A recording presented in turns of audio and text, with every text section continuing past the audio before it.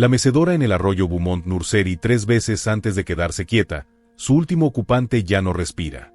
Por la mañana, Margaret estaría de pie junto a la segunda cuna, con las manos callosas firmes como una piedra. Esta es la historia de cómo una mujer esclavizada transformó una casa de plantación en un mausoleo, y por qué su eliminación metódica de todo un linaje perseguiría a Baton Rouge mucho después de que el último grito se desvaneciera en la noche de Luisiana. La plantación de Beaumont se extendía por 3.000 acres del suelo más fértil de Luisiana, donde el río Mississippi se curvaba como una serpiente a través de la tierra que había hecho fortunas con la caña de azúcar y la miseria humana. El sonido de las cigarras subía y bajaba en oleadas a través del aire húmedo de agosto, mientras que el aroma de las flores de magnolia se mezclaba con algo menos agradable, el olor siempre presente del ingenio azucarero que molía las vidas humanas en oro blanco. El musgo español cubría los antiguos robles como mortajas funerarias esperando su propósito, y los caminos de ladrillo debajo se sentían desgastados por generaciones de pies que nunca habían elegido caminarlos. Margaret había llegado a la finca de Beaumont en 1853, comprada en una subasta de Nueva Orleans por la considerable suma de $1,200. El maestro Edmund Beaumont había pujado alto porque necesitaba a alguien confiable para cuidar de su creciente familia. 3 hijos menores de 8 años, y su esposa espera su cuarto hijo ese invierno. Lo que Edmund no sabía era que Margaret llevaba dentro de sí un dolor tan profundo que se había cristalizado en algo más duro que el diamante e infinitamente más peligroso. Sus propios hijos, gemelos llamados Samuel e Isaac, habían sido vendidos de su plantación anterior cuando cumplieron 7 años, la edad en que los trabajadores del campo se volvieron más rentables que el costo de alimentarlos. Había visto desde la ventana de la cocina cómo desaparecían por un camino de tierra en un carro lleno de otras infancias robadas, sus pequeñas manos presionadas contra los listones de madera mientras llamaban a su mamá hasta que la distancia se tragó sus voces. Eso fue hace 3 años. El recuerdo había fermentado en el corazón de Margaret como el vino, dejado demasiado tiempo en la oscuridad, haciéndose más fuerte y amargo con cada estación que pasaba. La casa Beaumont se erguía como un monumento blanco a la prosperidad, construida sobre el sufrimiento, sus columnas se extendían hacia el cielo, mientras que sus cimientos descansaban sobre los huesos de aquellos que nunca habían visto la libertad. En el interior, los candelabros de cristal proyectaban la luz del arco iris sobre los muebles de caoba pulidos por manos que nunca poseerían nada, mientras que las alfombras persas amortiguaban los pasos de los niños que habían heredado su privilegio, junto con la crueldad de su padre. Los aposentos de Margaret ocupaban una pequeña habitación detrás de la cocina, apenas lo suficientemente grande como para una cama estrecha y un cofre de madera que contenía sus pocas posesiones. Pero su verdadero dominio era la guardería en el segundo piso, donde pasaba 14 horas al día atendiendo a los niños Beaumont con una paciencia que sus padres nunca habrían imaginado. Libro mayor de la casa de Bowman, 15 de agosto de 1856. Margaret continúa superando las expectativas en el manejo de niños. Los chicos responden bien a su guía firme pero suave. Una compra muy satisfactoria. Thomas, de 8 años, el mayor, había heredado la crueldad casual de su padre y había comenzado a dar órdenes a Margaret con el mismo tono que Edmund usaba cuando discutía los precios del ganado. James, de 6 años, poseía una malicia más tranquila, deleitándose en pequeños actos de mezquindad que pensaba que pasaban desapercibidos. William, de 4 años, aún conservaba algo de inocencia infantil. Pero Margaret había visto suficientes niños de la plantación para saber que la inocencia se convertiría en un derecho muy pronto. Los vestía todas las mañanas, les daba de comer, les leía cuentos y los metía en camas que costaban más de lo que la mayoría de la gente ganaba en toda su vida. Y todas las noches, mientras escuchaba cómo su respiración se convertía en sueño, pensaba en Samuel e Isaías, preguntándose si estaban calientes, si tenían suficiente para comer, si recordaban la canción de cuna que solía cantar. La planificación comenzó en septiembre cuando la señora Beaumont anunció que estaba embarazada nuevamente. La perspectiva de otro hijo para cuidar a otro heredero de la fortuna construida sobre las espaldas de su pueblo cristalizó la determinación de Margaret en algo que se sentía menos como una decisión y más como un destino. Comenzó observando los patrones de las noches que Edmund se quedaba hasta tarde en su estudio con su whisky, cuando los esclavos domésticos terminaban sus deberes nocturnos y se retiraban a sus aposentos. ¿Cuánto tiempo tardaron los niños de Beaumont en caer en un sueño profundo después de sus cuentos antes de dormir? Margaret había aprendido a tener paciencia durante 27 años de esclavitud, pero la paciencia tenía límites, y finalmente había alcanzado los suyos. La primera oportunidad llegó el 15 de octubre de 1856, cuando Edmund viajó a Nueva Orleans por negocios y la señora Beaumont visitó a su hermana en Natchez. La casa se sentía diferente con el amo y la señora más callados, como una respiración contenida esperando ser liberada. Margaret realizó su rutina nocturna con meticuloso cuidado. Bañaba a los niños, los vestía con sus camisones y les leía las historias que les pedían. Thomas exigió historias de aventuras y conquistas. James prefería historias sobre niños inteligentes que burlaban a sus enemigos. William simplemente quería escuchar sobre conejos y criaturas amigables del bosque. Les cantó las mismas canciones de cuna que una vez les había cantado a Samuel e Isaías. Su voz firme y dulce como la miel derramada sobre vidrios rotos. Venganza. Vestido como rutina a la hora de acostarse mientras el reloj del abuelo en el pasillo de la planta baja sonaba a las 1000 p.m. Margaret estaba de pie en la puerta de la guardería, mirando 3 rostros dormidos que nunca volverían a ver el amanecer. En el bolsillo de su delantal, llevaba el cordón que había tomado del tendedero, una fuerte cuerda de cáñamo que una vez se había usado para colgar la ropa, pero que serviría para un propósito diferente esta noche. Pero antes de continuar con la historia de Margaret, deja un comentario a continuación y dime desde dónde estás viendo y qué hora es en tu rincón del mundo. Si esta historia te mantiene al borde de tu asiento, presiona el botón me gusta y suscríbete porque los cuentos más oscuros son los que la historia trató de enterrar. Thomas dormía tan tranquilamente. Su pequeño pecho subía y bajaba con el ritmo de la inocencia a punto de ser interrumpido para siempre. Los ojos de Thomas Beaumont se abrieron exactamente a las 10:37 de la noche. La confusión parpadeó en su rostro antes de que el terror tomara su lugar. La cuerda ya estaba alrededor de su cuello, y el agarre de Margaret era tan firme como su determinación. Cuando los poderosos duermen seguros en sus camas, olvidan que quienes los sirven poseen ambas manos y razones para usarlas. Razones que se han ido fortaleciendo con cada día que pasa de trabajo no remunerado y humanidad robada. La lucha duró menos de 2 minutos. Aunque Margaret sintió horas mientras sostenía al niño golpeado contra su pecho.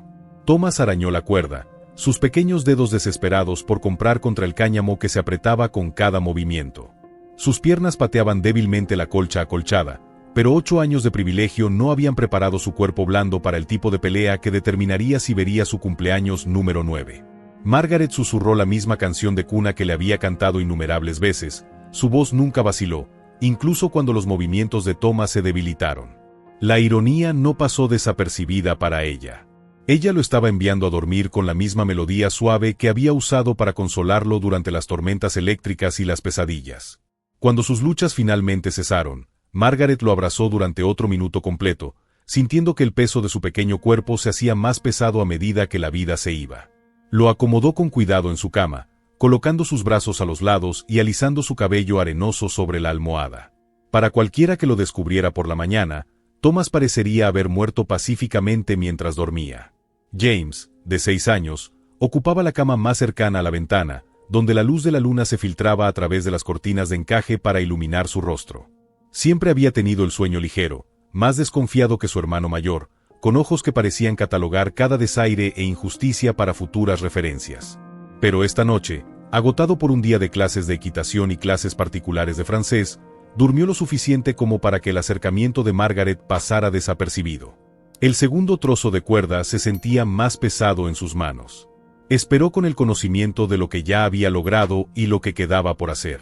James se movió mientras ella se inclinaba sobre él, sus párpados revoloteaban, pero la soga estaba alrededor de su garganta antes de que pudiera recuperar la conciencia por completo. Registro médico de la plantación, 16 de octubre de 1856. Thomas Beaumont, de 8 años, encontrado muerto en la cama, sin causa aparente. James Beaumont, de 6 años, descubrió de manera similar. El Dr. Rousseau convocó de inmediato. James luchó más duro que su hermano. Sus instintos de supervivencia son más agudos a pesar de su juventud. Se las arregló para meter 2 dedos debajo de la cuerda, comprándose preciosos segundos de aire. Pero Margaret había anticipado resistencia. Había practicado la técnica en sacos de alimento en el establo, perfeccionando el ángulo y la presión necesarios para superar a las presas en apuros. Sus ojos se encontraron con los de ella a la luz de la luna, muy abiertos por la traición y la confusión. Era la mujer que le había vendado las rodillas raspadas, que le había robado galletas extra cuando sus padres no estaban mirando, que había escuchado pacientemente sus quejas sobre sus tutores y compañeros de juego. Ahora ella era la última cara que vería, y la comprensión parpadeó en sus rasgos en los momentos finales antes de que la oscuridad lo reclamara. Margaret no sintió nada, ni satisfacción, ni remordimiento, ni alivio. El hecho era una necesidad, como matar cerdos o cosechar caña. Algunas tareas requerían completarse independientemente de los sentimientos personales, y la justicia exigía un pago que no se podía medir en moneda. William, de 4 años, presentó el mayor desafío. No porque fuera más fuerte que sus hermanos, sino porque le recordaba a Margaret con más dolor a sus propios hijos perdidos. Sus rizos oscuros y su sonrisa con dientes abiertos ocasionalmente habían ablandado su corazón durante sus años juntos, momentos en los que había olvidado que su libertad había sido comprada con su esclavitud.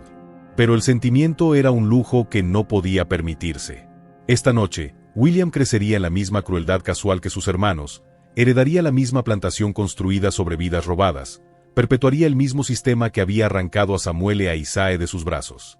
Es mejor terminar el ciclo ahora mientras aún poseía algo de inocencia que permitirle convertirse en otro Edmund Beaumont. William se despertó por completo cuando la cuerda se tensó, sus ojos se abrieron para encontrarse con la mirada fija de Margaret. Pero en lugar de pelear, susurró, «Mamá Margaret, ¿qué está pasando?». Ella había sido mamá Margaret para él desde que aprendió a hablar.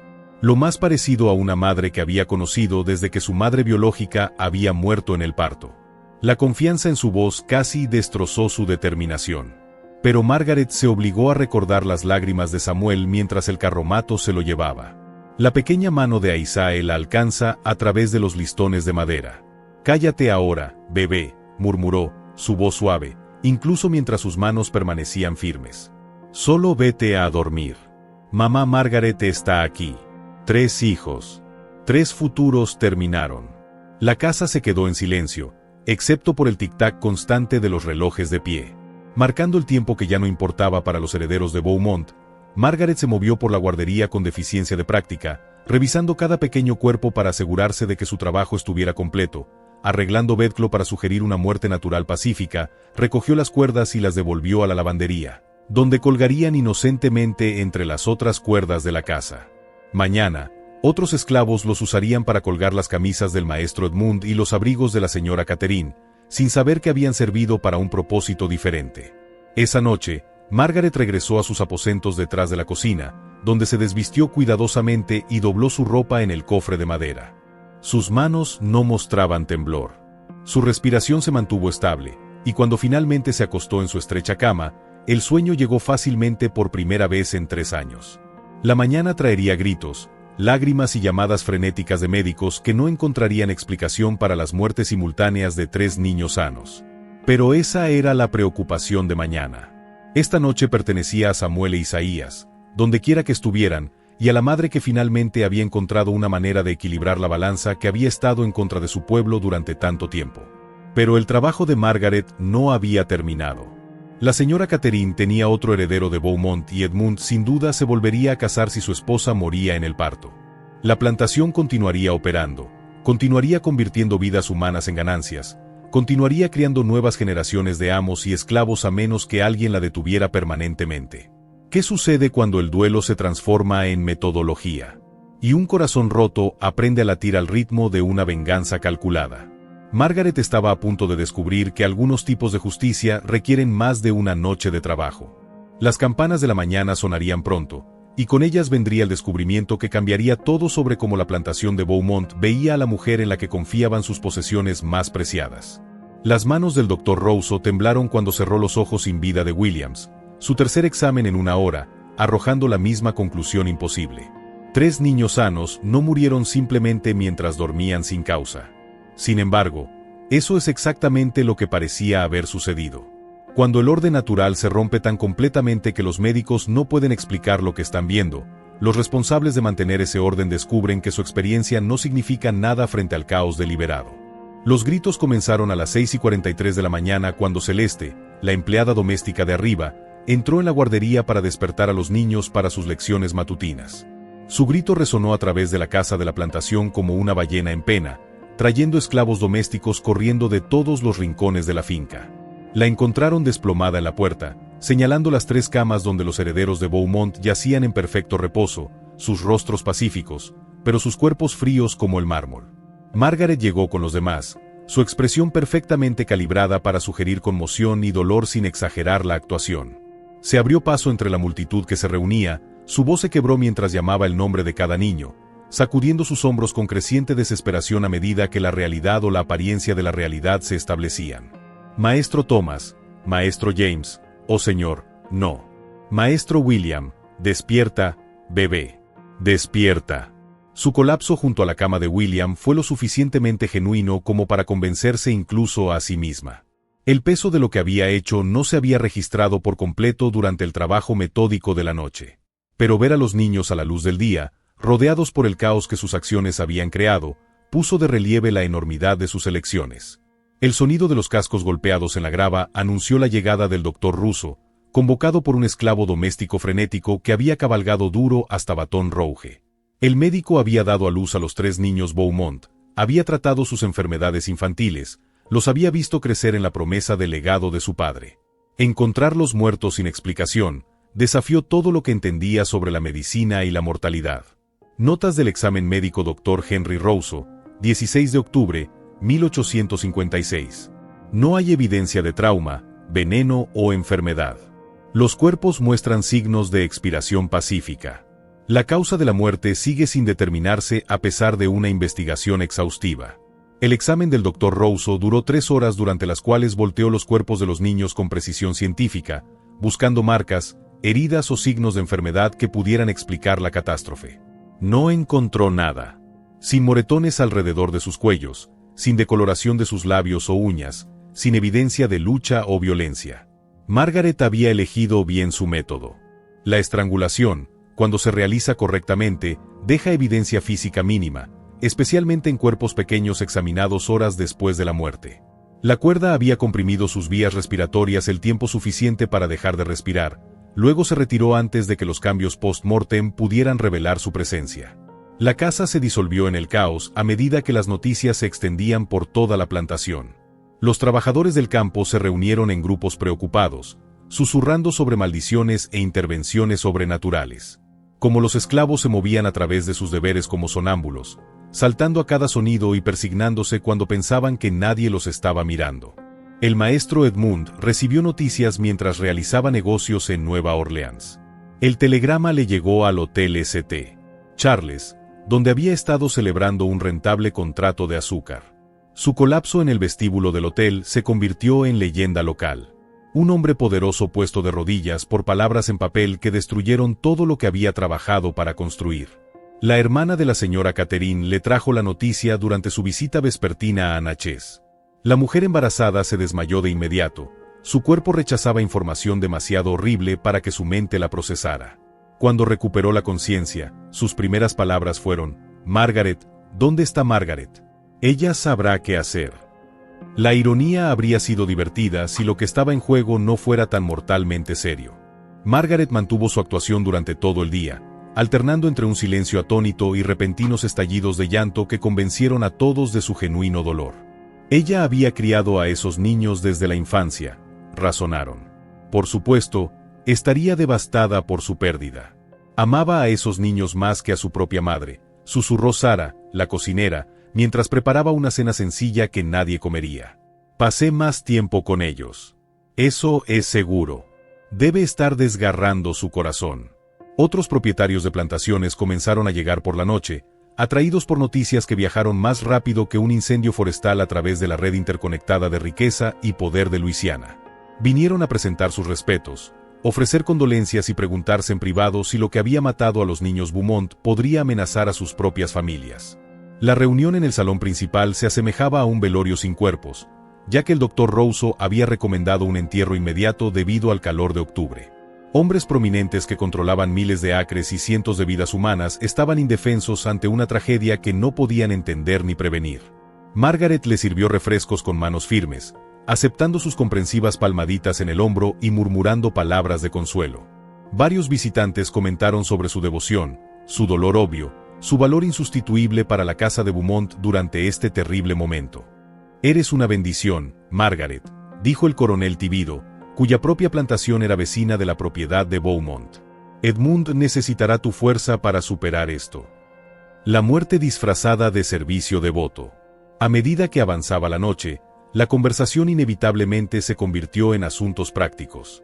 ¿Quién heredaría la plantación si Edmund muriera? ¿Qué pasaría con el hijo por nacer de la señora Catherine? ¿Deberían considerar vender algunas de las tierras menos productivas para cubrir los costos de reconstruir su fuerza laboral? Margaret escuchó desde la puerta, invisible como un mueble, a hombres que nunca habían aprendido a ver a las personas esclavizadas como seres humanos. Su discusión casual sobre sus compañeros vinculados, las personas como activos a liquidar, confirmó todas las amargas lecciones que había aprendido sobre la verdadera naturaleza de sus relaciones. Pero el momento más revelador se produjo cuando el juez Beauregard, primo y asesor legal de Edmund, sugirió que las muertes podrían haber sido orquestadas por abolicionistas que buscaban aterrorizar a las familias de las plantaciones para que abandonaran su forma de vida presentada. «Recuerden mis palabras», declaró, su voz cargada de bourbon y rectitud. «Esto no fue un hecho natural. Alguien quería que esos chicos murieran. Y apuesto dólares a donas. Eran agitadores del norte tratando de asustarnos para que nos sometiéramos». Los hombres reunidos asintieron gravemente, encontrando consuelo en una explicación que culpaba a enemigos distantes en lugar de reconocer las amenazas que podrían existir dentro de sus propios hogares. Era más fácil temer a los abolicionistas en Boston que cuestionar la lealtad de las personas que cocinan sus alimentos y crían a sus hijos. Margaret sintió una sonrisa fría tocar las comisuras de su boca. Que culpen a los forasteros. Que aumenten sus patrullas y refuercen la seguridad contra amenazas imaginarias del norte. Nunca sospecharían que su verdadero enemigo usaba un delantal y sabía exactamente cuánta azúcar preferían en su café. El funeral se llevaría a cabo mañana, seguido de un periodo de luto que mantendría la plantación operando a capacidad reducida. La señora Catherine regresaría de Natchez en una semana, su embarazo ahora complicado por el dolor y el estrés. Edmund se lanzaba al trabajo, tratando de reconstruir lo que había perdido, mientras ignoraba las señales de que sus pérdidas acababan de comenzar. ¿Qué sucede cuando los que juraron proteger se convierten en la mayor amenaza de los protegidos? Y la confianza se convierte en el arma que da el golpe fatal. La familia Beaumont estaba a punto de enterarse de que algunos enemigos están demasiado cerca para verlos hasta que es demasiado tarde. Margaret tenía 3 objetivos más que eliminar antes de que su trabajo estuviera completo, y apenas estaba comenzando. El grito de la señora Catherine Beaumont atravesó la mañana de noviembre cuando descubrió que el recipiente con agua al lado de su cama se había vuelto carmesí durante la noche. Margaret estaba de pie en la puerta, su rostro era una máscara de preocupación, mientras sus manos aún tenían rastros de las hierbas que había molido hasta convertirlas en polvo. Cuando la guerra se libra con tazas de té y ropa de cama en lugar de mosquetes y bayonetas, el campo de batalla se convierte en cada espacio íntimo donde una vez floreció la confianza y las bajas se acumulan de manera que no dejan testigos. El aborto espontáneo se produjo exactamente como Margaret había calculado, 6 semanas después del funeral que había enterrado a los herederos de Beaumont junto con las esperanzas de sus padres de una continuación dinástica. Había estudiado las propiedades del Penny Royal, la corteza de raíz de algodón y el tansy durante los momentos robados en el jardín de hierbas de la plantación, aprendiendo que combinaciones podían interrumpir embarazos mientras parecían no ser más que desafortunados sucesos naturales. La señora Catherine había estado bebiendo los tés fortalecedores de Margaret durante un mes. Cada taza cuidadosamente dosificada con compuestos botánicos que trabajaban lenta e invisiblemente para lograr su propósito mortal. La mujer afligida había estado agradecida por el atento cuidado de Margaret, sin sospechar nunca que su sirviente de mayor confianza estaba destruyendo sistemáticamente lo que quedaba de su línea familiar. Margarita. Oh, Margaret. Catherine sollozó, alcanzando a la mujer que había sido su roca durante el periodo más oscuro de su vida. ¿Qué nos está pasando? ¿Qué maldición ha caído sobre esta casa? Margaret abrazó a su ama con genuina ternura, acariciando su cabello mientras susurraba palabras tranquilizadoras que enmascaraban la satisfacción que ardía en su pecho. El linaje de Beaumont se estaba adelgazando con cada mes que pasaba, al igual que su propia familia se había dispersado a los vientos por el capricho de los hombres que veían a los seres humanos como ganado para ser criado, vendido y sacrificado.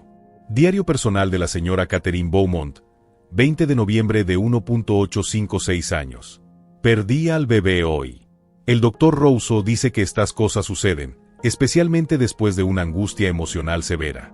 Margaret ha sido mi ángel a través de esta prueba. No sé qué hago sin ella. El maestro Edmund regresó de Nueva Orleans esa tarde. Su rostro envejeció una década en los meses transcurridos desde la muerte de su hijo. La pérdida de aire esperado lo golpeó como un golpe físico, enviándolo a trompicones a su estudio, donde había buscado cada vez más consuelo en botellas de brandy importado que Margaret había comenzado a mezclar con pequeñas cantidades de mercurio. El envenenamiento por mercurio funcionó lentamente, imitando los síntomas de dolor y exceso de trabajo que todos esperaban de un hombre que había perdido todo lo que le importaba. Manos temblorosas, lapsos de memoria, rabias repentinas seguidas de periodos de profunda depresión, todas respuestas perfectamente naturales a una pérdida devastadora, o eso les pareció a familiares y amigos que observaron el declive de Edmund con preocupación comprensiva. Margaret se había enterado del mercurio por el antiguo capataz de la plantación, que lo había usado para tratar la sífilis antes de que la enfermedad finalmente lo matara. Había rescatado varios frascos de su botiquín abandonado, entendiendo instintivamente que los venenos que se escondían a plena vista eran las armas más efectivas que una persona esclavizada podía empuñar. La temporada social de otoño atrajo visitantes a la plantación de Beaumont, a pesar de las recientes tragedias de la familia. Otros propietarios de plantaciones y sus esposas vinieron a presentar sus respetos, ofrecer apoyo y evaluar en privado si Edmund seguía siendo capaz de administrar sus vastas propiedades. Estas reuniones le brindaron a Margaret la oportunidad de estudiar posibles objetivos futuros mientras mantenía su reputación como la sirvienta más devota y capaz de la finca. Sirvió cenas elaboradas con perfecta gracia, aceptó las condolencias con la humildad adecuada y escuchó conversaciones que revelaron la red interconectada de relaciones que unen a la aristocracia plantadora de Luisiana. El conocimiento era poder, y Margaret estaba acumulando, ambos con precisión metódica. El coronel Tibido resultó particularmente interesante, alardeando de sus propios hijos sanos y sugiriendo que Edmund podría considerar vender partes de su tierra para financiar un nuevo comienzo en otro lugar. Su oportunismo insensible, mientras discutía el dolor de sus vecinos, lo marcó como alguien cuya propia familia podría beneficiarse de una lección de pérdida. La señora Evangeline Tibido se preocupaba por Catherine con excesiva simpatía.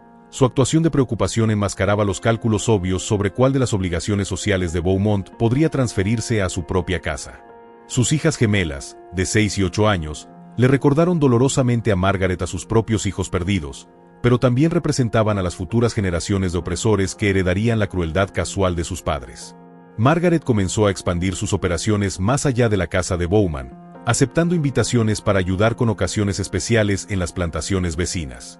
Su reputación como excelente cocinera y administradora confiable del hogar abrió puertas que habrían permanecido cerradas para un peón de campo, brindando acceso a familias cuya destrucción podría beneficiarse de su experiencia particular.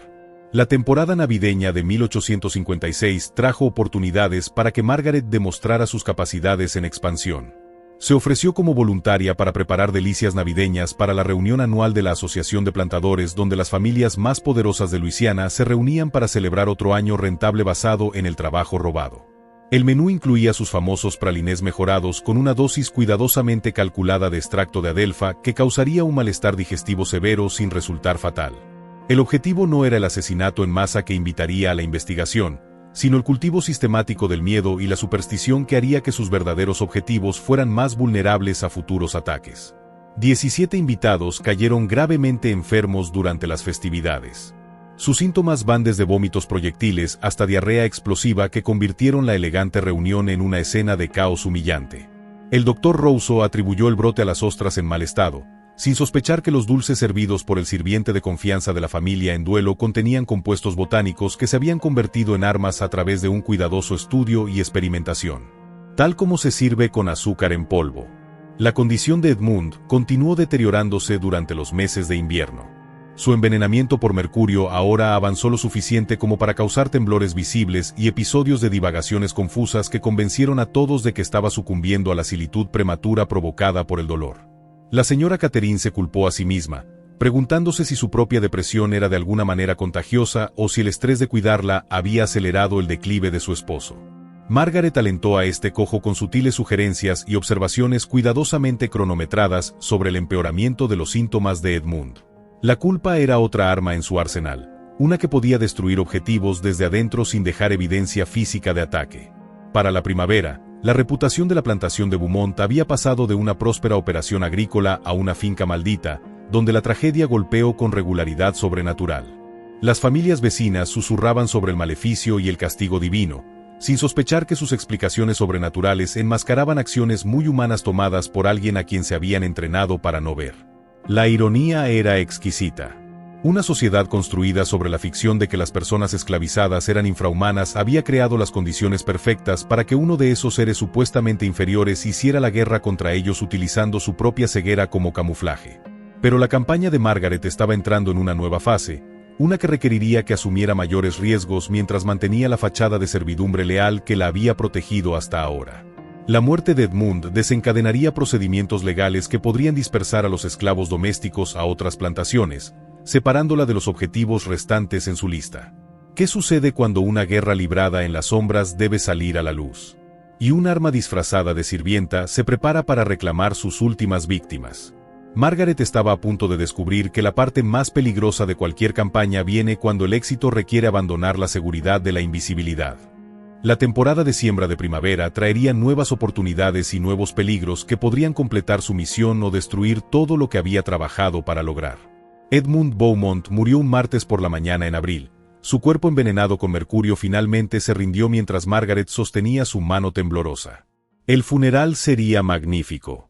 Pero el verdadero entierro había tenido lugar meses antes, cuando su último pensamiento coherente se había disuelto en una confusión química.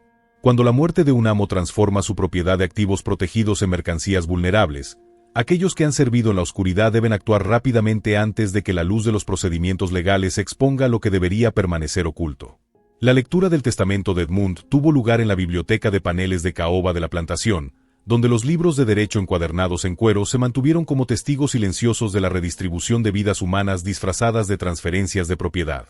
El juez Bogart presidió los procedimientos con gravedad ceremonial. Su voz se extendió por una sala llena de familiares, acreedores y partes interesadas que se habían reunido como buitres alrededor de un transporte fresco. La señora Catherine estaba sentada en la maleza de su viuda, con el rostro pálido y agotado por meses de dolor que la habían envejecido más allá de sus 32 años. Agarró un pañuelo de encaje que Margaret había bordado con pequeñas flores, un regalo conmovedor de un sirviente devoto que la había consolado en cada tragedia que le había ocurrido a la familia. Margaret estaba de pie contra la pared del fondo con los otros esclavos de la casa, con los ojos bajos en una postura de luto respetuoso, mientras su mente calculaba rápidamente las implicaciones de cada legado. Las disposiciones del testamento determinarían no solo sus circunstancias futuras, sino también sus oportunidades restantes para completar el trabajo que había comenzado 8 meses antes. Última voluntad en testamento de Edmund Beaumont, fechada el 15 de marzo de 1857. A mi amada esposa, Catherine, le dejo la casa principal de la plantación y su contenido, además de la supervisión de 50 esclavos domésticos, incluida Margaret, cuya devoción por nuestra familia ha sido inconmensurable. El lenguaje legal fluyó sobre la multitud reunida como miel sobre vidrios rotos. Dulces formalidades que ocultaban bordes afilados capaces de cortar vidas. Edmund había sido más generoso con su viuda de lo que exigía la ley de Luisiana. Tal vez reconocer que su juicio nublado por el mercurio la había dejado sin preparación para administrar vastas propiedades sin un apoyo sustancial. Catherine mantendría el control de los esclavos domésticos, incluida Margaret, mientras que el hermano de Edmund, Charles, heredó las operaciones del ingenio azucarero y los trabajadores del campo. El acuerdo satisfizo el deseo de la familia de mantener intacta la plantación al tiempo que proporcionaba a Catherine suficientes activos para mantener su posición social mientras permaneciera soltera. Margaret sonrió para sus adentros ante la ironía. El último acto de devoción de Edmund a su esposa, sin saberlo, había puesto a Catherine bajo el cuidado de la misma persona que destruyó sistemáticamente todo lo que había construido. La generosidad del amo se convertiría en la perdición de la viuda. Los procedimientos legales consumieron la mayor parte de la tarde con varios familiares y socios comerciales reclamando artículos personales, liquidando deudas y organizando la transferencia de propiedades que existían solo en papel pero que representaban vidas humanas reales dispersas en 3 parroquias. Margaret escuchó a sus compañeros esclavos ser discutidos como ganado, sus habilidades y valores de mercado evaluados con el mismo interés desapegado que se usa para evaluar caballos o equipos agrícolas. El joven Samuel, no su Samuel, sino un campo, que compartía el nombre de su hijo perdido, fue valorado en 800 pesos y asignado a las operaciones del ingenio azucarero de Charles Beaumont. Celeste, la criada de arriba que descubrió a los niños muertos, permanecería con Catherine como parte del personal doméstico esencial. El maestro del establo, un hábil jinete llamado Joseph, inspiraba suficiente respeto como para que se consideraran sus preferencias al determinar su futura asignación. El propio valor de Margaret se tasó en 900 pesos, lo que refleja su reputación como cocinera excepcional y su lealtad demostrada durante las recientes pruebas de la familia. El juez Beauregard señaló con aprobación que Catherine se beneficiaría enormemente de retener a un sirviente tan devoto y capaz durante su periodo de adaptación a la viudez. La devoción era real. La capacidad era incuestionable, pero el propósito detrás de ambos había sido cuidadosamente ocultado a todos los que podrían haber reconocido el peligro. La noche trajo conversaciones privadas entre los miembros de la familia que habían heredado varias partes del imperio de Edmund. Margaret sirvió café y brandy en el salón donde el retrato de Edmund miraba desde arriba de la chimenea. Sus ojos pintados parecían observar la división del trabajo de su vida con desaprobación posuosa. Charles Beaumont dominó la discusión con planes para expandir la producción de azúcar y modernizar las operaciones de los molinos que requerirían una importante inversión de capital. Su esposa Isabel se preocupaba por administrar su propia casa mientras absorbía la responsabilidad de docenas de esclavos adicionales. Sus 3 hijos, 2 hijas y un hijo, de edades comprendidas entre los 5 y los 12 años, representaban la siguiente generación de opresores de Beaumont, que heredarían lo que quedara de la fortuna en declive de la familia. Catherine participó mínimamente en estas conversaciones. Su dolor aún estaba demasiado fresco para permitir una planificación extensa para un futuro incierto. Había expresado interés en viajar a Francia, tal vez pasar un año en París mientras se resolvían los asuntos de la plantación y sus heridas emocionales comenzaban a sanar. Margaret alentó este plan durante sus conversaciones privadas, pintando cuadros románticos de la sociedad parisina, mientras calculaba en privado cómo la ausencia de Catherine podría complicar sus objetivos restantes. Un objetivo que viajaba más allá de su alcance era inútil. Pero un objetivo que regresó de un luto prolongado con renovada vitalidad podría resultar aún más satisfactorio de destruir. La solución se presentó durante los preparativos para el funeral de Edmund. Cuando Margaret se ofreció como voluntaria para coordinar la elaborada recepción que seguiría a la ceremonia de entierro, la reunión reuniría a todos los que importaban en la sociedad de plantadores de Luisiana. Una oportunidad perfecta para demostrar sus capacidades en expansión mientras elimina testigos que podrían complicar operaciones futuras. Pasó 3 días planificando el menú con precisión científica, incorporando lecciones aprendidas de meses de experimentación con varios compuestos botánicos. Los platos principales serían seguros, asegurando que las sospechas no cayeran sobre la cocina. Pero los postres seleccionados llevarían dosis cuidadosamente calculadas de toxinas diseñadas para causar efectos retardados pero devastadores. Las famosas tartas de nueces de Margaret recibieron especial atención. Su relleno dulce mejorado con extracto de semillas de frijol de coral que causaría parálisis respiratoria aproximadamente 6 horas después del consumo. Las víctimas regresaban a sus propias plantaciones antes de que aparecieran los síntomas, lo que hacía imposible rastrear sus muertes hasta la recepción del funeral de Beaumont. Guerra silenciosa librada con azúcar y especias. El funeral en sí resultó lo suficientemente magnífico como para satisfacer la vanidad de Edmund y las obligaciones sociales de Catherine. Cientos de dolientes llenaron el cementerio privado de la plantación, donde generaciones de Beaumont descansaron bajo elaborados monumentos de mármol que celebraban vidas construidas sobre otros que sufrían. El reverendo Morrison pronunció un panegírico que elogió las virtudes cristianas de Edmund mientras evitaba cuidadosamente mencionar la propiedad humana que había financiado sus donaciones caritativas.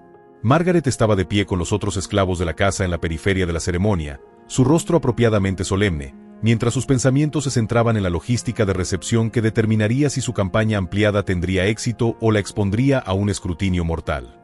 La multitud reunida incluía objetivos que había estado estudiando durante meses, familias poderosas cuya destrucción enviaría ondas de choque a través de toda la estructura social de Luisiana.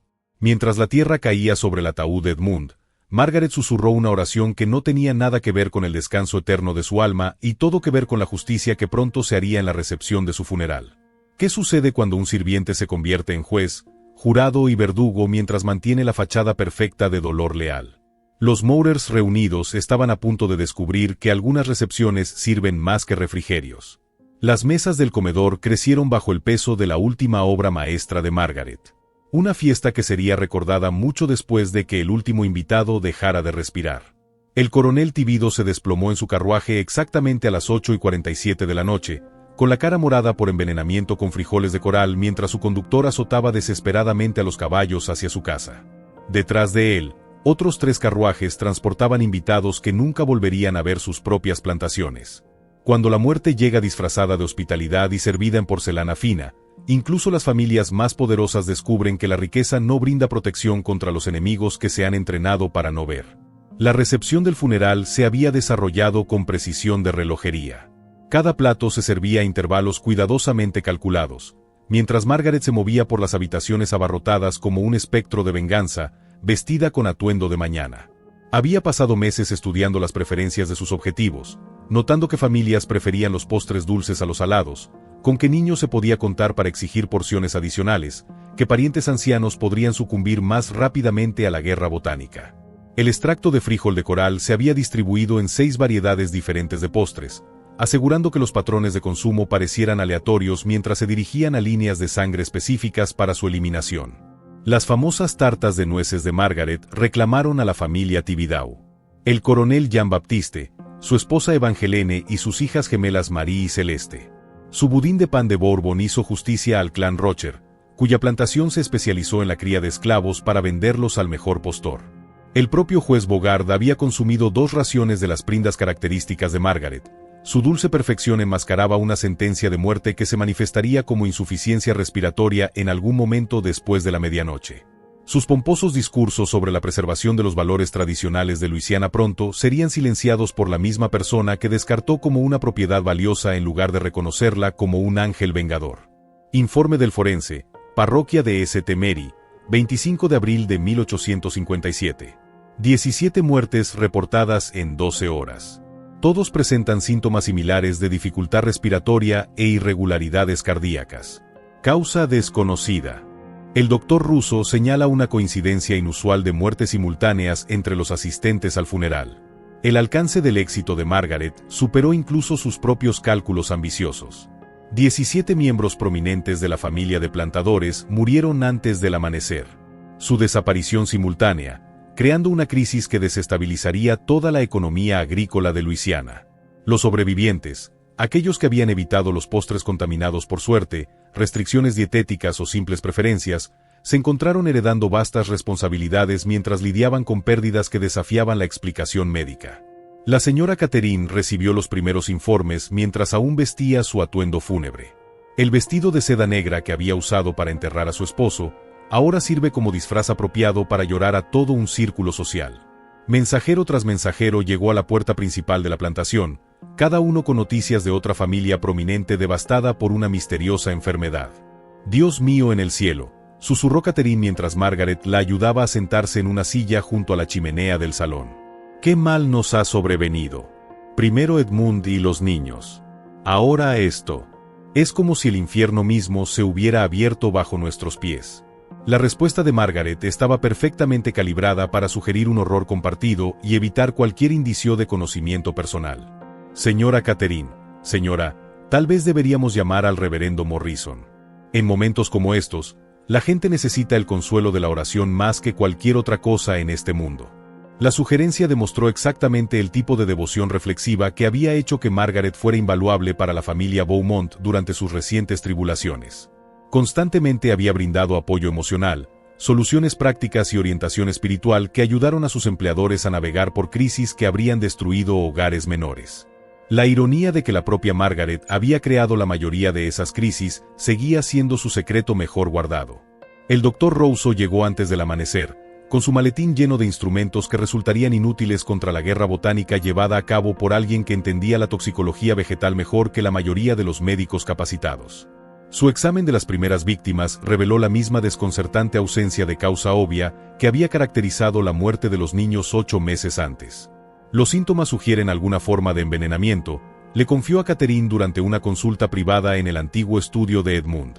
Pero no puedo encontrar una fuente común. Estas familias comían diferentes alimentos, bebían diferentes vinos, asistían a diferentes iglesias. La única conexión es su presencia en la recepción del funeral de ayer. La fuerte inhalación de aire de Catherine sugirió que la implicación había dado en el blanco. «Doctor, seguramente no está sugiriendo algo en nuestra reunión, que nuestra hospitalidad de alguna manera». «No estoy sugiriendo nada, señora Beaumont. Simplemente estoy señalando que 17 personas sanas no mueren simultáneamente sin causa, y su única experiencia compartida fue consumir alimentos y bebidas hervidos en esta plantación». Margaret escuchó desde el pasillo, con la sangre helada, cuando se dio cuenta de que los instintos de investigación del Dr. Rousseau eran más agudos de lo que había anticipado. El enfoque metódico del médico para identificar patrones podría exponer conexiones que finalmente conducirían a la cocina de la plantación y a la mujer que preparó el festín fatal de ayer. Los planes de emergencia se activaron como maniobras militares. Margaret comenzó a destruir sistemáticamente la evidencia, desechando los materiales vegetales no utilizados y limpiando las superficies de preparación con mentiras lo suficientemente fuertes como para eliminar cualquier rastro de residuos de frijoles de coral. Quemó su cuaderno de experimentos botánicos en la chimenea principal de la cocina, viendo meses de cuidadosa investigación convertida en cenizas que no revelarían nada a ninguna investigación. La respuesta oficial llegó con una eficiencia militar que sugirió que las autoridades entendían que se enfrentaban a algo más allá de la actividad criminal ordinaria. El gobernador de Luisiana envió investigadores desde Nueva Orleans, mientras que los estados vecinos enviaron médicos con experiencia en la identificación de venenos inusuales. La escala y la coordinación de la respuesta indicaron que las personas poderosas se estaban tomando muy en serio las muertes en las plantaciones. Pero Margaret poseía ventajas que ningún investigador podría superar. Era invisible para la gente, entrenada para no ver a los individuos esclavizados como capaces de una planificación compleja o un conocimiento sofisticado.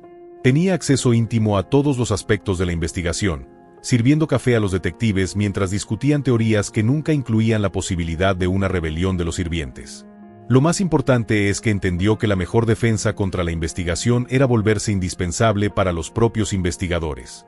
Margaret ha sido un tesoro durante esta terrible experiencia, dijo Catherine al investigador principal, el capitán Morrison, de la policía de Nueva Orleans. Honestamente, no sé qué haría sin su fuerza y sabiduría. Ha mantenido unida a esta familia cuando todo lo demás se estaba desmoronando. El capitán Morrison aceptó el café de Margaret con la cortesía distraída de un profesional centrado en asuntos más importantes. Nunca consideró que el sirviente servicial que anticipaba sus necesidades podría ser la misma persona a la que había sido enviado a identificar y arrestar. La investigación continuó durante 2 semanas durante las cuales Margaret mantuvo su desempeño de servicio devoto mientras se preparaba en privado para la posibilidad de que las sospechas eventualmente cayeran en su camino.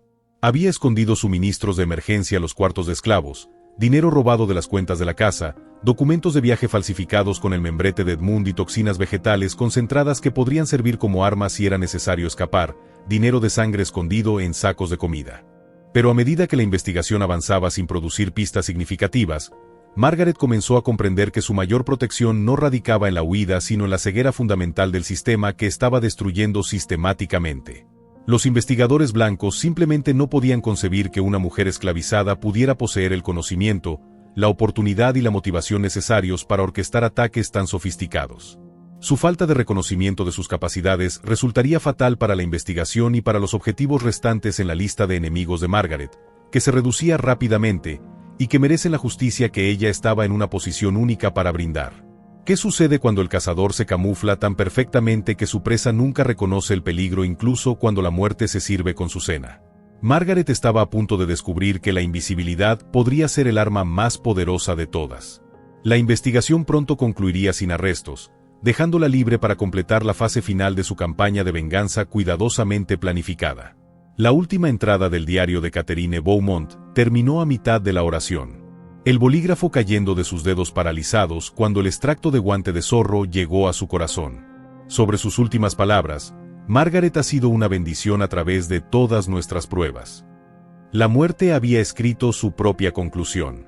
Cuando el último testigo de una campaña de venganza perfecta finalmente comprende la verdad, el reconocimiento llega demasiado tarde para importar, pero justo a tiempo para apreciar el arte de la justicia sistemática entregada por manos invisibles. La investigación había concluido oficialmente el 15 de mayo de 1857 con el capitán Morrison presentando un informe que atribuía las múltiples muertes a suministros de alimentos contaminados de origen desconocido, posiblemente relacionados con condiciones climáticas fuera de temporada que afectaban a la vegetación local. No se realizaron arrestos, no se presentaron cargos y no se identificó a ningún sospechoso en lo que eventualmente se registraría como el incidente de envenenamiento masivo más misterioso de Luisiana. Margaret leyó los hallazgos oficiales mientras servía café matutino a los investigadores antes de su partida. Su rostro mantenía una compostura perfecta mientras su corazón celebraba una victoria más completa de lo que se atrevía a imaginar. El sistema diseñado para proteger a sus opresores la había protegido a ella. Su ceguera fundamental sirvió como camuflaje para una guerra que se había ganado sin que los ganadores se dieran cuenta de que habían estado luchando. Pero quedaba un objetivo final, y la eliminación de Catherine Beaumont requeriría un manejo delicado para evitar despertar sospechas de que la investigación cerrada podría reabrirse. La viuda se había vuelto dependiente del apoyo de Margaret durante los meses de tragedia que la habían aislado de los círculos sociales normales, creando la oportunidad perfecta para un asesinato íntimo que parecería completamente natural. La salud de Catherine había ido decayendo desde el funeral de Edmund. Su dolor se manifestaba como pérdida de apetito, dificultad para dormir y episodios de profunda melancolía que preocupaban a los pocos amigos lo suficientemente valientes como para visitar la plantación supuestamente maldita. El Dr. Rousseau atribuyó su condición a una angustia emocional prolongada y le recetó descanso, ejercicio suave y el tipo de burla a base de hierbas que Margaret había estado preparando de manera experta durante meses. El régimen de guantes de zorro comenzó a principios de junio cuando Margaret sugirió que los digitálicos silvestres que crecían a lo largo de los límites de la plantación podrían proporcionar beneficios terapéuticos para los latidos cardíacos irregulares de Catherine. Las propiedades medicinales de la planta estaban bien documentadas en la literatura médica que Edmund había recopilado, lo que hacía que pareciera perfectamente lógico que un administrador doméstico experimentado recomendara su uso bajo la supervisión adecuada. Diario personal de la señora Catherine Beaumont, 10 de junio de 1857. Margaret preparó un delicioso té con flores que recogió cerca del viejo molino. Dice que fortalecerá mi corazón y me ayudará a dormir mejor. Su conocimiento de las plantas curativas sigue sorprendiéndome. La dosis requirió una calibración cuidadosa para lograr el efecto deseado sin desencadenar sospechas inmediatas. Muy poco guante de zorro proporcionaría beneficios cardíacos genuinos que realmente podrían mejorar la salud de Catherine. Demasiado causaría insuficiencia cardíaca rápida que el Dr. Rousseau podría reconocer como envenenamiento digital. La cantidad óptima debilitaría gradualmente el corazón de Catherine mientras imitaba la progresión del declive inducido por el dolor que todos esperaban de una mujer que había perdido todo lo que le importaba. Margaret midió cada dosis con precisión científica, moliendo hojas secas de guante de zorro en polvo que se disolvieron invisiblemente en los tés de hierbas de los que Catherine había llegado a depender para su comodidad. El sabor amargo estaba enmascarado por miel y menta, creando una bebida agradable que Catherine a menudo solicitaba varias veces al día durante los peores periodos de su depresión. La guerra psicológica resultó tan efectiva como el asalto botánico. Margaret alentó la culpa de Catherine por sobrevivir cuando su familia había perecido, reforzando sutilmente la creencia de la viuda de que de alguna manera le había fallado a su esposa y madre. La autoobduración se convirtió en otro veneno, trabajando desde adentro para debilitar la voluntad de vivir de Catherine, incluso cuando el guante de zorro atacó su sistema cardiovascular. A veces me pregunto si Dios me está castigando por algún pecado que ni siquiera recuerdo haber cometido. Catherine confió durante una de sus conversaciones nocturnas en el salón donde el retrato de Edmund miraba con los ojos pintados. Primero los niños, luego el bebé, luego Edmund, ahora todos nuestros amigos. ¿Qué tipo de mujer sobrevive cuando mueren todos los que ama? La respuesta de Margaret mezcló una simpatía genuina con un estímulo cuidadosamente calculado hacia la autodestrucción. Señora Catherine, señora, el Señor obra de maneras misteriosas. Tal vez te mantenga aquí porque todavía tienes un trabajo importante que hacer en este mundo. Tal vez todo este sufrimiento te esté preparando para un propósito mayor que aún no podemos ver. La sugerencia de que la supervivencia de Catherine sirvió a un propósito divino en lugar de una casualidad proporcionó consuelo al tiempo que reforzaba su sentido de aislamiento y carga única.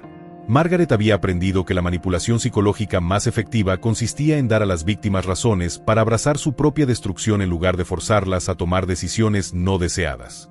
La condición de Catherine se deterioró durante los meses de verano. Su creciente debilidad se atribuyó a la progresión natural de la melancolía, complicada por el calor y la humedad opresivos de Luisiana. Pasaba la mayoría de los días en su dormitorio, con las cortinas corridas contra la luz del sol que parecían demasiado brillantes para los ojos acostumbrados al luto, mientras Margaret atendía sus necesidades con una devoción que impresionaba a los pocos visitantes que presenciaban sus interacciones.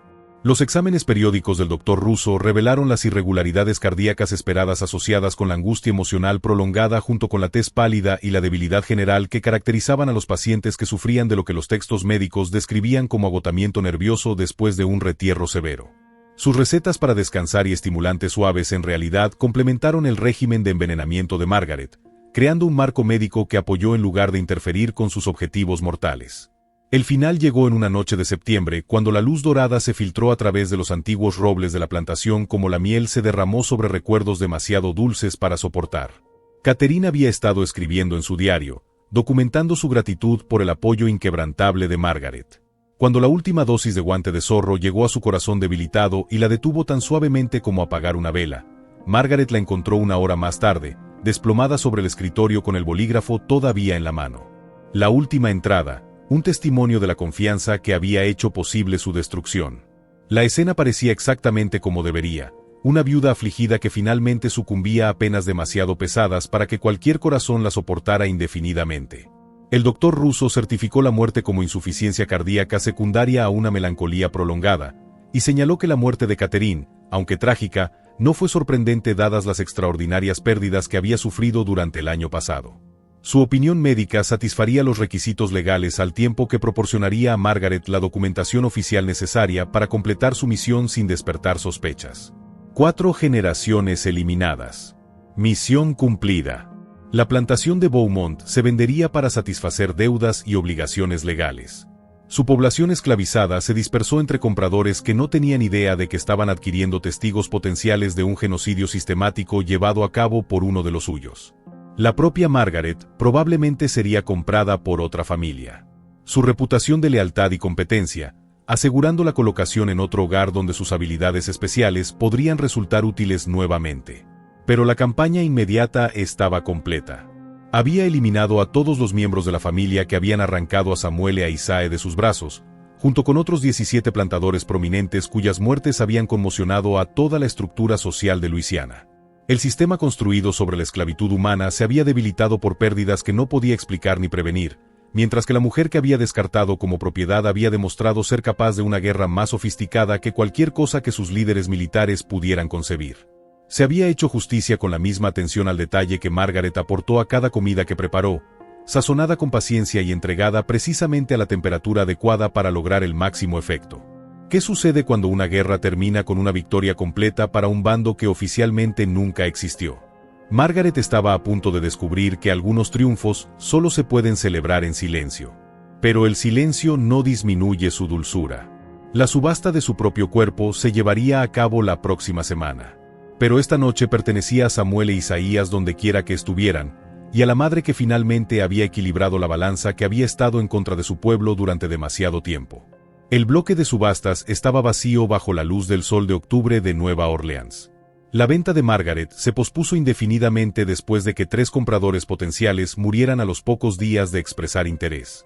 El patrón se estaba volviendo imposible de ignorar, incluso para aquellos que se beneficiaban de la ceguera voluntaria. Cuando una leyenda se vuelve más peligrosa que la persona que la inspiró, el mito y la realidad se funden en algo que no puede ser contenido ni olvidado, solo susurrado por aquellos lo suficientemente valientes como para decir verdades prohibidas. La venta de la propiedad de Beaumont se había programado para el 23 de octubre de 1857, con Margaret en el lote 17 entre las propiedades domésticas que se subastarían. Su reputación como cocinera excepcional y sirvienta devota debería haber garantizado un alto precio de los compradores que compiten por activos tan valiosos. Pero algo había salido terriblemente mal con las negociaciones preliminares. El hermano sobreviviente del juez Tibido Coronel Jean Baptiste, que había heredado las operaciones azucareras de la familia, había sido el primer postor serio. Había visitado la plantación 2 veces para entrevistar personalmente a Margaret, elogiando sus habilidades y discutiendo la posibilidad de comprarla para su propio personal doméstico. 3 días después de su segunda visita, fue encontrado muerto en su estudio, su cuerpo colocado en su escritorio como si simplemente se hubiera quedado dormido sobre su correspondencia. El hijo mayor de la familia Rocher había expresado un interés similar, viendo a Margaret como el complemento perfecto para sus operaciones hoteleras en expansión. Su muerte por aparente insuficiencia cardíaca ocurrió pocas horas después de haber presentado una oferta formal a través de sus abogados, el momento tan sospechoso que incluso los observadores más crédulos comenzaron a cuestionar si la coincidencia podría explicar el patrón. El capitán Morrison reabrió su investigación el 1 de noviembre, esta vez centrándose específicamente en la mujer cuya proximidad a la muerte se había vuelto imposible de ignorar. Pero Margaret había desaparecido de la plantación 3 días antes, desapareciendo las laberínticas redes de ferrocarriles subterráneos que siempre habían existido a la sombra de la sociedad esclavista de Luisiana. Notas de investigación del Departamento de Policía de Nueva Orleans, 5 de noviembre, 1857. Sujeto Margaret, anteriormente propiedad de Beaumont Estate, sospechoso de múltiples incidentes de envenenamiento. Se desconoce el paradero actual. Se cree que está armada y es extremadamente peligrosa a pesar de su aparente origen doméstico. La cacería humana que siguió se volvería legendaria por derecho propio, abarcando 3 estados e involucrando recursos que nunca antes se habían dedicado a capturar a un solo esclavo fugitivo. Pero Margaret poseía ventajas que la hacían casi imposible de rastrear. Era invisible para la mayoría de los observadores blancos, valiosa para los operadores de ferrocarriles subterráneos que apreciaban sus habilidades únicas y protegida por comunidades esclavizadas que entendían que su guerra se había librado en nombre de toda su gente. Los grupos de búsqueda encontraron rastros de su paso. Campamentos abandonados donde las cenizas contienen residuos de materiales vegetales quemados. Casas seguras donde los abolicionistas habían brindado refugio antes de morir misteriosamente, de aparente intoxicación alimentaria y lo que es más inquietante, un rastro de cazadores de esclavos muertos cuya persecución había terminado en un silencio permanente. Margaret ya no solo escapaba. Estaba enseñando a otros las lecciones que había aprendido sobre la guerra botánica y la resistencia sistemática. Los antiguos esclavos que la encontraron durante su huida hacia el norte describieron más tarde a una mujer transformada por sus experiencias. Alguien que descubrió que la rebelión individual podía convertirse en educación colectiva si se compartía adecuadamente. La red que había creado durante sus meses de planificación resultó imposible de desmantelar. El conocimiento de la toxicología vegetal se extendió a través de las comunidades esclavizadas como un reguero de pólvora, transmitido en conversaciones susurradas que enseñaban técnicas de supervivencia disfrazadas de medicina popular y sabiduría culinaria. Los métodos de Margaret fueron refinados, mejorados y adaptados a las condiciones locales por personas que entendieron que su campaña representaba una nueva forma de guerra que podía ser librada por cualquiera con acceso a cocinas y jardines de hierbas. Las familias de las plantaciones en todo el sur profundo comenzaron a experimentar enfermedades misteriosas que los médicos no podían explicar o tratar de manera efectiva. El personal de cocina desapareció sin previo aviso, llevándose consigo el conocimiento institucional que había hecho posible el entretenimiento elaborado. Las reuniones sociales se convirtieron en ejercicios de paranoia mientras los anfitriones se preguntaban si sus propios sirvientes podrían haber aprendido las lecciones mortales de Margaret. El impacto psicológico resultó tan devastador como las víctimas físicas. La cómoda ficción de que las personas esclavizadas estaban contentas con su condición se volvió imposible de mantener cuando la cena podía ser sazonada con justicia servida por manos que habían sido entrenadas para ser invisibles. La base de la sociedad sureña. La confianza absoluta en la lealtad de los que servían se resquebrajó bajo el peso de las muertes que solo podían explicarse por la traición sistemática. La propia Margaret se había convertido en algo más allá de la categoría humana. Transformado por la leyenda en una figura que representaba la rabia reprimida de cada persona esclavizada dada forma y propósito. Las historias sobre sus hazañas crecieron en la narración, atribuyéndola a envenenamientos en todo el sur y habilidades sobrenaturales que le permitieron atacar en cualquier lugar sin ser detectada. La verdad era simultáneamente más mundana y más aterradora. Margaret era solo una mujer que había aprendido a armar el conocimiento botánico y la planificación paciente, pero sus métodos podrían ser replicados por cualquier persona con una motivación similar y acceso a las plantas que crecían silvestres en toda la región. Había demostrado que la mayor fortaleza del sistema, su dependencia del trabajo esclavo, podía convertirse en su debilidad fatal cuando esos trabajadores decidieran contraatacar. Los informes de sus actividades continuaron hasta bien entrado el periodo de la Guerra Civil. Aunque fue imposible determinar si estos incidentes involucraron a Margaret personalmente o discípulos inspirados por su ejemplo, los oficiales confederados informaron incidentes de envenenamiento generalizados entre las tropas abastecidas por las cocinas de las plantaciones, mientras que los comandantes de la Unión documentaron esclavos que poseían conocimientos sofisticados de química y toxicología que excedían lo que la educación formal debería haber proporcionado. La leyenda sobrevivió a cualquier individuo que pudiera haberla inspirado, convirtiéndose en parte del folclore que sostuvo a las comunidades esclavizadas durante los periodos más oscuros de su esclavitud. La historia de Margaret se transmitió de generación en generación como un cuento con moraleja y un manual de instrucciones, enseñando lecciones prácticas sobre la resistencia e inspirando la esperanza de que la justicia eventualmente podría equilibrar la balanza lastrada por siglos de opresión. El análisis forense moderno de los restos de presuntos incidentes relacionados con Margaret ha confirmado la presencia de alcaloides vegetales consistentes con sus métodos conocidos, lo que sugiere que su influencia se extendió mucho más allá de los casos documentados. La evidencia toxicológica respalda los relatos históricos de campañas sistemáticas de envenenamiento que desestabilizaron las operaciones de plantación en Luisiana, Mississippi y Alabama a fines de la década de 1850. El descubrimiento más escalofriante involucró el análisis químico de muestras de cabello de la tumba de la familia Beaumont, que reveló concentraciones de mercurio consistentes con envenenamiento deliberado durante periodos prolongados.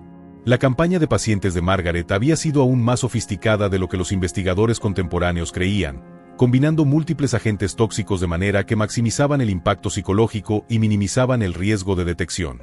Su destino final sigue siendo desconocido, aunque las tradiciones orales en varias ciudades del norte incluyen historias sobre una misteriosa mujer que enseñó guerra botánica para escapar de los esclavos mientras trabajaba con operaciones ferroviarias subterráneas.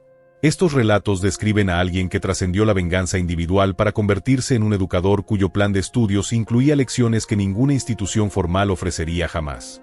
Las lecciones de sangre se transmitían a través de palabras susurradas. La Beaumont Plantation House todavía se encuentra a las afueras de Baton Rouge, aunque ha estado vacía durante más de un siglo, y los agentes inmobiliarios locales afirman que es imposible de vender. Los posibles compradores informan extraños olores de cocina que parecen emanar de la cocina a pesar del abandono del edificio, junto con el sonido de las voces de los niños llamando a su mamá Margaret en habitaciones donde no han vivido niños desde 1856. Y a veces, en las noches de septiembre, cuando la niebla se eleva desde el Mississippi, los visitantes afirman ver humo saliendo de las largas chimeneas frías de la plantación. Volutas delgadas que llevan el aroma de hierbas que no crecen en ningún otro lugar de Luisiana. Sazonado con recuerdos demasiado amargos para que los vivos se los traguen. Solo estamos arañando la superficie. El siguiente caso es aún más oscuro. Suscríbete antes de que salga.